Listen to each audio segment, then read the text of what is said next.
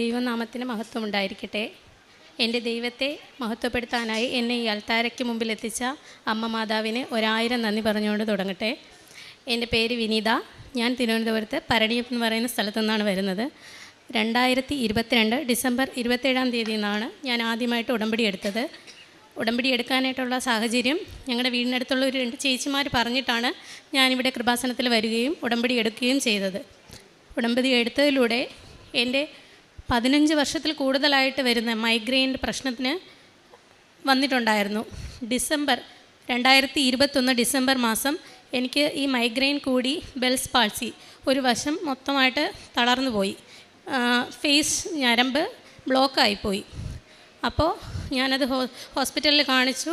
Continuous ആയിട്ട് സ്റ്റിറോയിഡിൻ്റെ tablet എടുക്കുകയും ഭയങ്കര അതിൻ്റെ പ്രശ്നമായിട്ട് ആ മുഖത്തൊക്കെ ഒരുമാതിരി വെട്ടൽ പോലെ, കണ്ണും മുഖവും എല്ലാം തുടിപ്പായിരുന്നു ഒരുമാതിരി. അത് ഡോക്ടർ പറഞ്ഞെന്ന് വെച്ചാൽ ലൈഫ് ലോങ് ആയിട്ട് ഈ ടാബ്ലറ്റ് കണ്ടിന്യൂ ചെയ്യണം, നമുക്ക് നിർത്താൻ പാടില്ല. നിർത്തിയാൽ വീണ്ടും ഈ ഫേസ് ഞരമ്പ് ബ്ലോക്കായിപ്പോവും. അങ്ങനെ ഞാൻ 2022 ഇവിടെ വന്ന് ഉടമ്പടി എടുത്തതിന് ശേഷം ഞാൻ ആ ടാബ്ലറ്റ് എല്ലാം നിർത്തി. എനിക്ക് ഇപ്പോൾ ബെൽസ് പാൾസിയുടെ വകയായിട്ട് വന്ന മൈഗ്രെയിൻ ഒന്നുമില്ല, പൂർണ്ണമായിട്ടും ഭേദമായി. ഞാൻ ഒരു ടാബ്ലറ്റും ഇപ്പോൾ കഴിക്കുന്നില്ല. പിന്നെ എൻ്റെ രണ്ടാമത്തെ സാക്ഷ്യം എന്ന് പറയുന്നത്, എൻ്റെ കണ്ണിൻ്റെ ഇടത് കണ്ണിൽ ഒരു മിലിയോം എന്ന് പറയുന്ന ഒരു കുരു പോലെ വന്നത്. അത് ഡെർമറ്റോളജിയിൽ കാണിച്ചപ്പോഴത്തേക്കും അവർ പറഞ്ഞത് അത് ഡെർമറ്റോളജിയിൽ നോക്കത്തില്ല, ഒപ്താൽമോളജിയിൽ ചെന്ന് അവരാണ് ഇതിൻ്റെ ചികിത്സ ചെയ്യുന്നതെന്നാണ്. പിന്നെ ഞാൻ ഒപ്താൽമോളജിയിൽ പോയില്ല. ഞാൻ ഉടമ്പടി തൈലം ഉപയോഗിച്ചു. 3 ദിവസം മാത്രമേ അത് ഉപയോഗിച്ചിട്ടുള്ളൂ. 4ാമത്തെ ദിവസം എനിക്ക് എൻ്റെ ആ കണ്ണിലുണ്ടായിരുന്ന ആ 2 കുരു അത് പൂർണ്ണമായിട്ട് ഇളകിപ്പോയി. അതിൻ്റെ ഒരു പാട് പോലും ഇല്ല. പിന്നെ എൻ്റെ 3ാമത്തെ സാക്ഷ്യം, എൻ്റെ മോന് ജന്മന പ്രഗ്നൻ്റായി 8ാം മാസത്തിൽ അറിഞ്ഞതാണ്. അവന് കിഡ്നി വീക്കമാണ്, ഇടത് കിഡ്നി വീക്കമാണ്.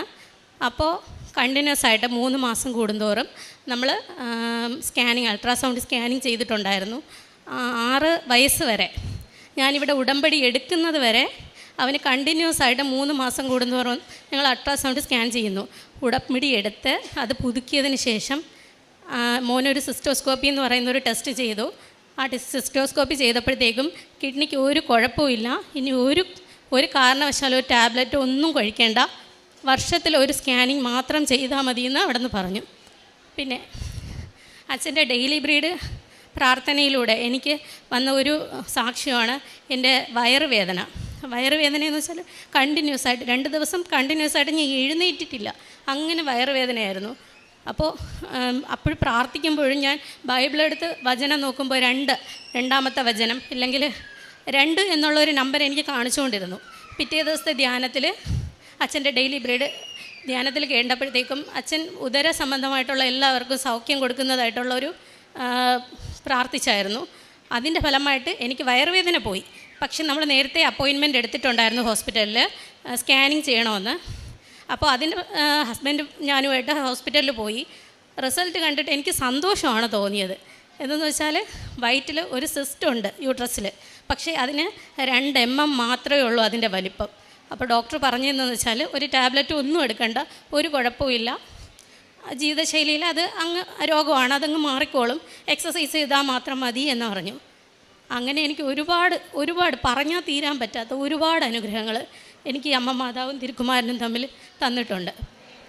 പിന്നെ എൻ്റെ പ്രേക്ഷിത പ്രവർത്തനം എന്ന് പറയുന്നത് RCCയിലെ പത്രം, RCCയിലാണ് ഞാൻ പത്രവും കൊടുക്കുന്നതും ഫുഡ് കൊടുക്കുന്നതും എല്ലാം. RCCയിലെ മെഡിക്കൽ കോളേജിൽ, പിന്നെ ശരണാലയത്തിൽ അമ്മച്ചിമാരുള്ള, പിന്നെ അനാഥ മന്ദിരം, ആൺകുട്ടികളും പെൺകുട്ടികളും ഒക്കെ പഠിക്കുന്ന അവിടെ കൊണ്ടുപോയി പത്രം കൊടുക്കുകയും അവർക്ക് മാതാവിനെ പറ്റി പറഞ്ഞു കൊടുക്കുകയും എല്ലാം ചെയ്യും.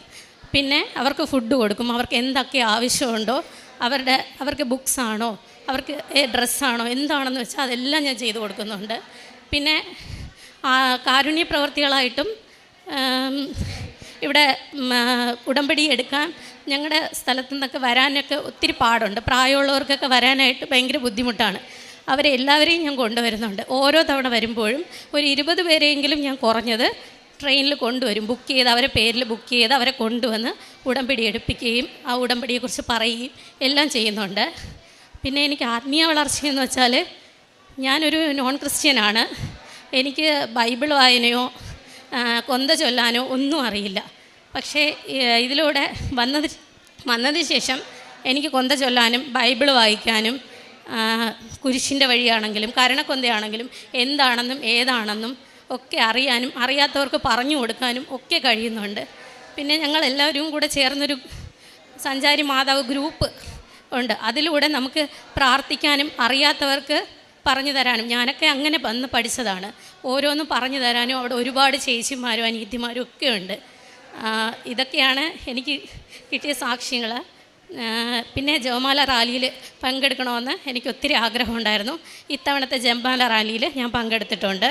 പിന്നെ ക്യാൻഡിൽ കത്തിക്കുമ്പോഴത്തേക്കും എനിക്ക് തിരുഹൃദയമായിട്ടും നമ്പേഴ്സായിട്ടും സുഗന്ധാഭിഷേകമായിട്ടും ഒക്കെ കിട്ടിയിട്ടുണ്ട്. ഇത്രയും അനുഗ്രഹങ്ങൾ തന്ന മാതാവിനും തിരുക്കുമാരനും 1000 നന്ദി പറയുന്നു. ഇതാ സകല ജനത്തിനും വേണ്ടിയിട്ടുള്ള സന്തോഷത്തിൻ്റെ സദ്വാർത്ത ഞാൻ നിങ്ങളെ അറിയിക്കുന്നു. ലൂക്കായുടെ വിശുദ്ധ സുവിശേഷം 2-ാം അധ്യായത്തിലെ 10-ാം തിരുവചനമാണ്. ഇന്ന് സന്തോഷത്തിൻ്റെ സദ്വാർത്തയായ ക്രിസ്തു എങ്ങനെയാണ് ഉടമ്പടിയെടുത്ത ഒരു ജനത എന്ന് തന്നെ പറയാം. ഉടമ്പടിയുടെ ഒരു സമൂഹമാണ് ഇന്ന് ലോകത്തെമ്പാടും പ്രവർത്തിക്കുന്നത് കർത്താവിന് വേണ്ടിയിട്ട്. അങ്ങനെ ക്രിസ്തു ശിഷ്യരായിത്തീരുന്ന ഒരു വലിയ സമൂഹം. ഇവിടെ ഈ മകള് തനിക്ക് കിട്ടിയ രോഗസൗഖ്യവും തൻ്റെ ജീവിതത്തിൽ എങ്ങനെയാണ് ക്രിസ്തു തനിക്ക് ഏറ്റവും പ്രധാനപ്പെട്ട വ്യക്തിയായത്, പരിശുദ്ധ അമ്മയുടെ തിരുനടയിൽ വന്ന് ഉടമ്പടി എടുത്തത് മുതൽ തൻ്റെ പ്രാർത്ഥനാ രീതികൾ, പ്രാർത്ഥിക്കുവാനൊക്കെ നേരത്തെ സമയമെടുക്കുമായിരുന്നോ? പക്ഷേ വീട്ടിലാണെങ്കിലും ഞാനൊരു നോൺ ക്രിസ്ത്യൻ ആണെന്ന് പറഞ്ഞല്ലോ. വീട്ടിലാണെങ്കിലും ഇങ്ങനെ പെട്ടെന്ന് പ്രാർത്ഥനയിലോട്ട് വന്നപ്പോഴത്തേക്കും അവർക്കൊക്കെ അക്സെപ്റ്റ് ചെയ്യാനായിട്ട് ഭയങ്കര ബുദ്ധിമുട്ടായിരുന്നു. പക്ഷേ നമ്മൾ അടിയുറച്ച് പ്രാർത്ഥിക്കുമ്പോൾ എപ്പോഴായിരുന്നാലും അവർ നമ്മുടെ കൂടെ നിൽക്കുമെന്ന് എനിക്കിതിലൂടെ ബോധ്യപ്പെട്ടിട്ടുണ്ട്. പയ്യെ അവരും എനിക്ക് സപ്പോർട്ടായിട്ട് തന്നെ വന്നിട്ടുണ്ട്. അതുകൊണ്ട് എനിക്ക് ഭയങ്കര ഈശോനെയും മാതാവിനെയും അടുത്തറിയാനും മറ്റുള്ളവരെ സഹായിക്കാനും അവരെ കരുതാനും ഒക്കെ എനിക്കിപ്പോൾ കഴിയുന്നുണ്ട്. ഇപ്പോൾ ആര് മുമ്പ് കൈനീട്ടിയാലും ഞാനൊന്ന് ആദ്യം സംശയം നോക്കി വേണ്ടാന്ന് വെക്കുമായിരുന്നു. പക്ഷേ ഇപ്പോൾ അങ്ങനെയല്ല. അവർക്ക് എന്തെങ്കിലും എന്നിലുള്ളത് എന്താണെങ്കിലും അവർക്ക് കൂടെ കൊടുക്കാനും അവരെ സന്തോഷം മുഖത്ത് കാണുമ്പോൾ എനിക്കൊരു സന്തോഷം ഉണ്ടാവാനും ഈ ഉടമ്പടിയിലൂടെ എനിക്ക് സാധിച്ചിട്ടുണ്ട്. അങ്ങനെ സകല ജനതകൾക്കും വേണ്ടിയിട്ടുള്ള സന്തോഷത്തിൻ്റെ സദ്വാർത്തയായ ക്രിസ്തു ഇന്ന് ജീവിക്കുകയാണ്. തൻ്റെ ക്രിസ്തുവിൻ്റെ നാമം ഏറ്റുപറയുന്ന ഓരോ മക്കളെയും അമ്മ എങ്ങനെയാണ് ഈശോയുടെ മഹത്വത്തിനായിട്ട് അവരെയും അവരുടെ കുടുംബത്തെയും ഉയർത്തുന്നത് എന്നുള്ളതാണ് നമുക്ക് കാണുവാൻ കഴിയുക.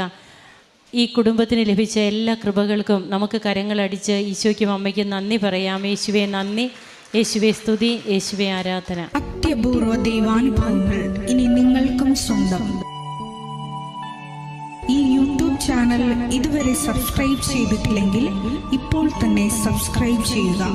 ഈ വീഡിയോ ഇപ്പോൾ തന്നെ നിങ്ങളുടെ സുഹൃത്തുക്കൾക്ക് ഷെയർ ചെയ്തുകൊണ്ട് കർത്താവിൻ്റെ പ്രേക്ഷിതരാകുക.